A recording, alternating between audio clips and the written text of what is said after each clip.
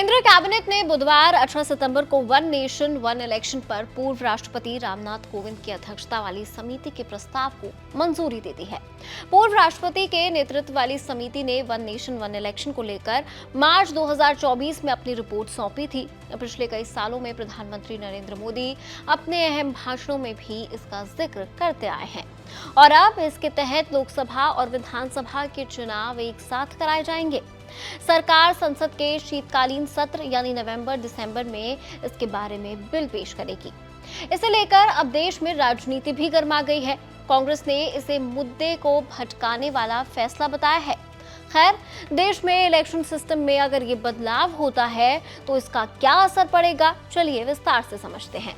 One nation one election का मतलब है कि भारत में लोकसभा और सभी राज्यों के विधानसभा चुनाव एक साथ कराए जाएंगे। साथ ही स्थानीय निकायों के चुनाव भी एक ही दिन या एक तय सीमा में कराए जाएंगे।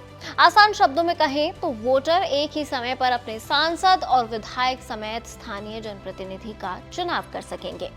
भारत के लिए ये कोई नया कॉन्सेप्ट नहीं है। देश में आजादी के बाद से ही 1967 तक लोकसभा और विधानसभा के चुनाव एक साथ कराए गए थे। 1952, 1957, 1962 और 1967 में दोनों चुनाव एक साथ हुए थे, लेकिन राज्यों के पुनर्गठन और अन्य कारणों से चुनाव अलग अलग समय पर होने लगे। प्रधानमंत्री नरेंद्र मोदी ने 15 अगस्त 2024 को लाल किले की प्राचीर से वन नेशन वन इलेक्शन की बहस को फिर से छेड़ दिया था। उन्होंने राष्ट्र को संबोधित करते हुए कहा था कि one nation one election Bhajpa सरकार के प्रमुख एजेंडों में से एक है।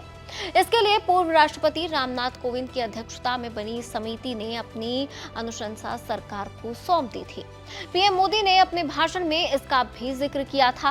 खैर, इसे लेकर सरकार की क्या दलील है, चलिए अब इसे समझते हैं। सरकार समझती है कि इससे जनता को बार बार के चुनाव से मुक्ति मिलेगी, चुनावी खर्च बचेगा और वोटिंग पैटर्न में इजाफा होगा।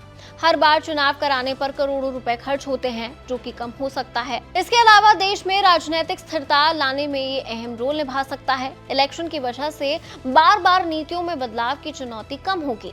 सरकारें बार बार चुनावी मोड में जाने के बजाय विकास कार्यों में ध्यान केंद्रित कर सकेंगी। प्रशासन को भी इसका फायदा मिलेगा, गवर्नेंस पर जोर बढ़ेगा, पॉलिसी पैरालिसिस जैसी स्थितियों से छुटकारा मिलेगा, अधिकारियों का कम समय और एनर्जी वेस्ट होगा। इसका बड़ा आर्थिक फायदा भी होगा, सरकारी खजाने पर बोझ कम होगा और आर्थिक विकास में तेजी आएगी।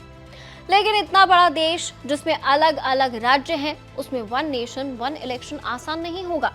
इसे लेकर विपक्ष भी कई सवाल उठा रहा है। चलिए आपको बताते हैं सरकार के सामने इसे लागू करने के लिए चुनौतियां क्या क्या होंगी। वन नेशन वन इलेक्शन को लागू करने में सबसे बड़ी चुनौती है संविधान और कानून में बदलाव। एक देश एक चुनाव के लिए संविधान में संशोधन करना पड़ेगा। इसके बाद इसे राज्य विधानसभाओं में पास कराना होगा। वैसे तो लोकसभा और राज्य विधानसभाओं का कार्यकाल 5 साल का होता है, लेकिन इन्हें पहले भी भंग किया जा सकता है। सरकार के सामने सबसे बड़ी चुनौती होगी कि अगर लोकसभा या किसी राज्य की विधानसभा भंग हो जाती है तो एक देश एक चुनाव कैसे कराया जाएगा। एक साथ चुनाव के लिए ज्यादा प्रशासनिक अफसरों और सुरक्षा बलों की जरूरत को पूरा करना भी बड़ा सवाल है। खैर, अपने देश में ईवीएम और वीवीपैट से चुनाव होते हैं, इनकी संख्या भी सीमित है।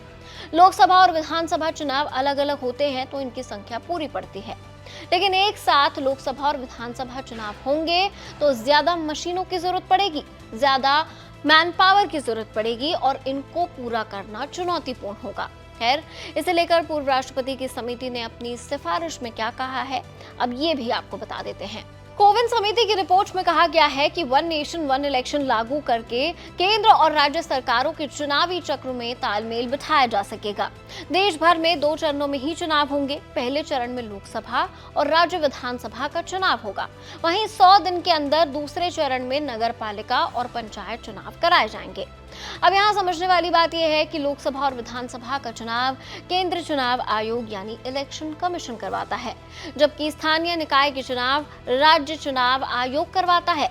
संविधान के अनुच्छेद 324 में चुनाव आयोग का जिक्र है। अब अगर देश में एक साथ चुनाव कराए जाने हैं तो संविधान संशोधन की भी आवश्यकता पड़ सकती है। वन नेशन वन इलेक्शन का विपक्ष जमकर विरोध कर रहा है।